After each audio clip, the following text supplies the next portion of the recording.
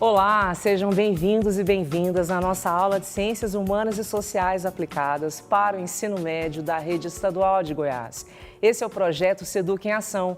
Eu sou a professora Fernanda Serveto, sua professora de História. E hoje o tema da nossa aula consiste em cidadania e direitos humanos no Brasil contemporâneo, com foco no queremismo. Conteúdo importante para vocês, estudantes do ensino médio. Vamos lá? E, de acordo com a habilidade da BNCC, nós vamos analisar os princípios da Declaração dos Direitos Humanos, recorrendo às noções de justiça, igualdade, fraternidade e identificar os progressos e entraves à concretização desses direitos nas diversas sociedades contemporâneas e promover ações concretas diante da desigualdade e das violações desses direitos em diferentes espaços de vivência, respeitando a identidade de cada grupo, de cada pessoa. E, conforme o nosso documento curricular para o Estado de Goiás, para o ensino médio, a nossa habilidade consistirá em analisar os princípios da Declaração Universal dos Direitos Humanos, identificando os progressos e entraves à concretização desses direitos para refletir sobre desigualdades sociais no mundo contemporâneo.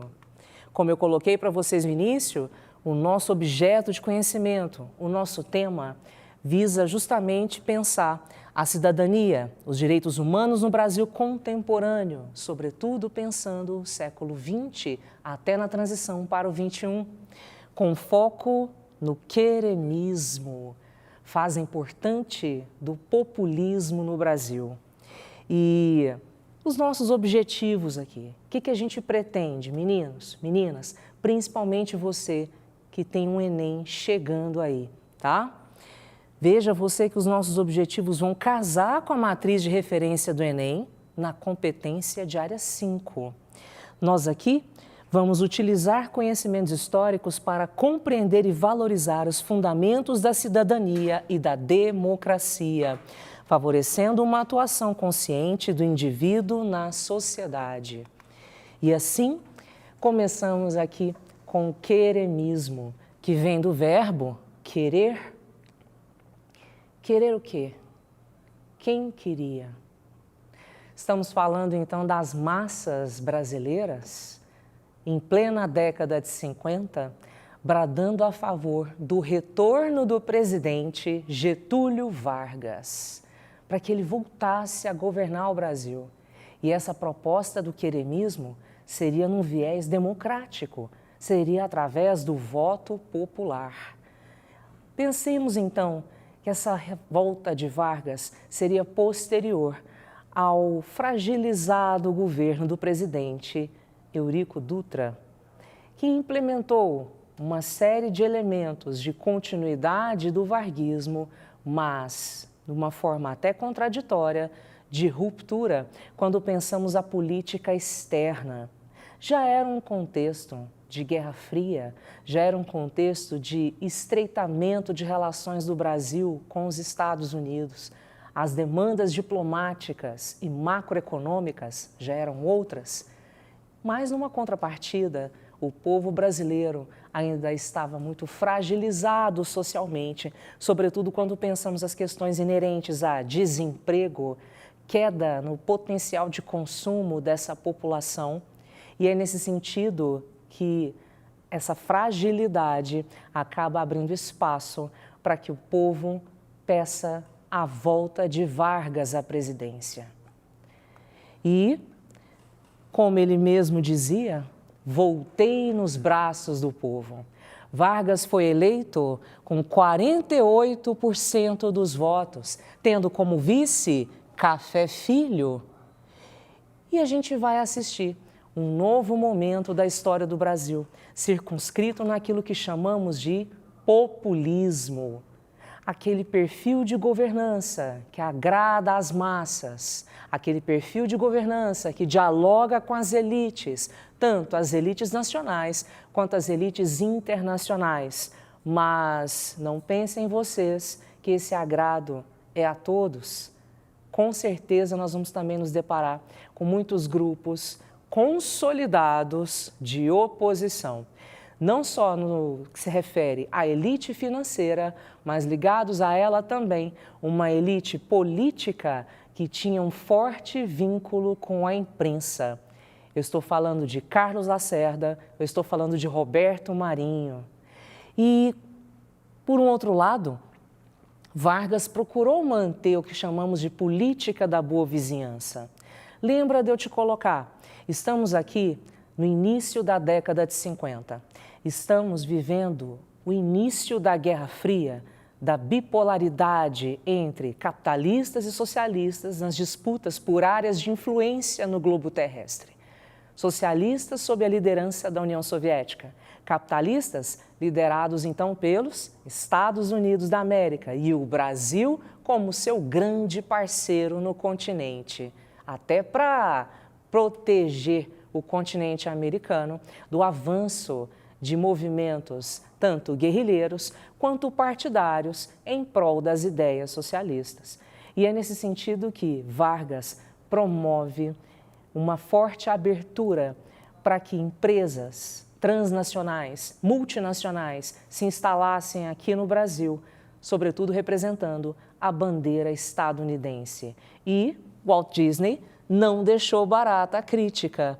Uma ironia, quando então coloca aqui nessa charge a figura do Pato Donald, representando os Estados Unidos, dialogando com muita amizade com Zé Carioca, personagem criado pelo Walt Disney para representar o Brasil nesse entrelaçamento diplomático e macroeconômico com os Estados Unidos.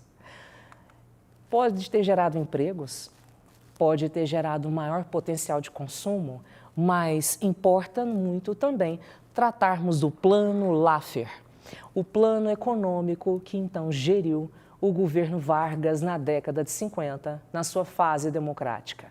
E esse plano econômico visava a reestruturação de grandes indústrias de base, que já é uma tendência vinda do Estado Novo. Lembra disso? E a proposta era então lançar a Petrobras.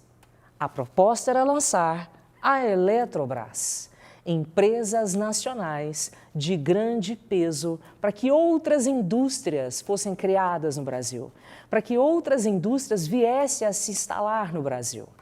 As empresas nacionais, estatais, no sentido de controlar, então, a prospecção e distribuição de petróleo ou até mesmo a produção de energia elétrica para todo o Brasil.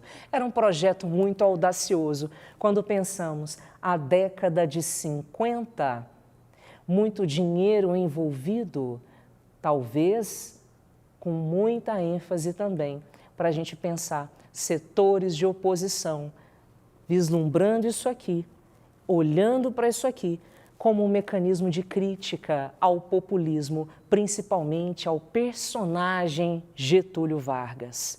Capital estrangeiro estava envolvido.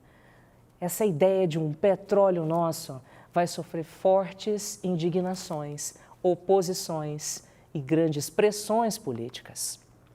O Plano Laffer também visava criar o BNDE, atual BNDES, o Banco Nacional do Desenvolvimento Econômico. Visava também a lei que previa punições para aqueles que cometessem crimes contra o Estado. Ou seja, olha o resquício de Estado Novo. Apesar de uma proposta democrática, não era possível, não seria possível, então, protestar contra o governo? Protestar contra o Estado, que são grandezas, instituições que não raro se confundiram na história do Brasil em contextos históricos diversos, principalmente quando pensamos uma personalidade forte como Getúlio Vargas e muito criticado pela figura de Carlos Lacerda, muito alinhado com classes abastadas, muito alinhado com partidos políticos, como seu próprio partido, a UDN, a União Democrática Nacional. Carlos Lacerda era radialista, jornalista e tido como um dos maiores oradores da história do Brasil e grande figura dentro da Câmara grande oposição a Getúlio Vargas, grande crítico de todo esse processo de reconstrução e reestruturação da indústria de base, que mais parecia um projeto eleitoreiro, muito mais um projeto que agradasse às massas do que necessariamente com suas consistências, até mesmo porque frustrava interesses internacionais. Pensar, então, em indústrias nacionais. E esse confronto, esse conflito entre os que chamamos de entreguistas, aqueles que eram a favor, então, da adesão ao capital estrangeiro, e aqueles que eram nacionalistas, partidários das ideias varguistas de desenvolvimento, acabaram, então, rachando entre si e colocando em xeque o sucesso do governo Vargas. Dá uma olhadinha nisso aqui.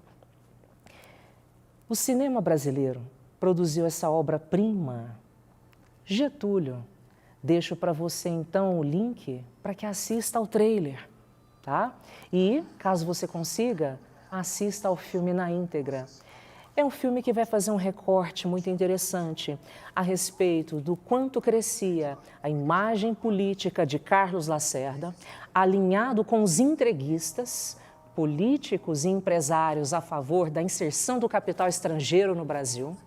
Vamos perceber o quanto existia uma ala de militares desejosos, então, da queda de Getúlio Vargas e a implantação de um regime militar em plena década de 50, muito alinhados com a CIA e também alinhados com os interesses entreguistas.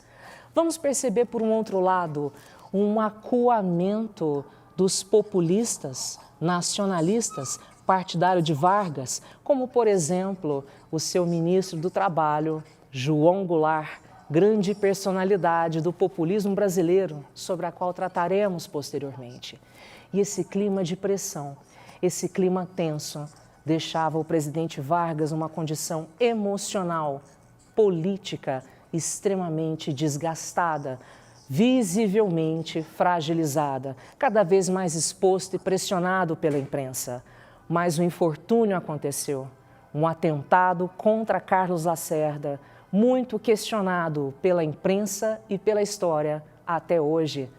Até que ponto, então, havia uma intenção de pessoas ligadas à segurança particular de Vargas em provocar esse atentado? Até que ponto?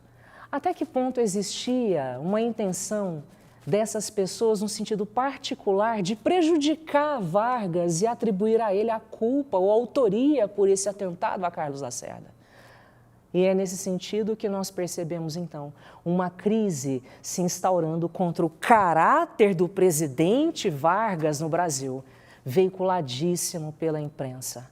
Vargas se viu extremamente pressionado, ao ponto, então, de, em 24 de agosto de 1954, no seu escritório, no Palácio do Catete, ter cometido suicídio e saiu da vida para entrar para a história. Ao contrário daqueles seus opositores que pensavam que a sua situação de fragilidade poderia abrir espaço para um golpe de Estado, ao contrário, essa situação acabou fortalecendo a imagem política de Vargas póstumamente. E veja você como o Enem 2021 abordou esse tema. Quando Vargas suicidou em agosto de 54, o país parecia à beira do caos. Acuado por uma grave crise política, o velho líder preferiu uma bala no peito à humilhação de aceitar uma nova deposição, como a que aconteceu em 45. Entretanto, ao contrário do que imaginavam os inimigos, ao ruído do estampido não se seguiu o silêncio que cerca a derrota. O evento analisado no texto teve como repercussão imediata na política nacional a reação popular e um fortalecimento do varguismo, do populismo. Queridos, bons estudos, até logo, muito obrigada. Não saiam daí, depois do intervalo teremos aula de Biologia com o professor Murilo Ramos, para você estudante do ensino médio. Até a próxima, grande abraço, tchau, tchau.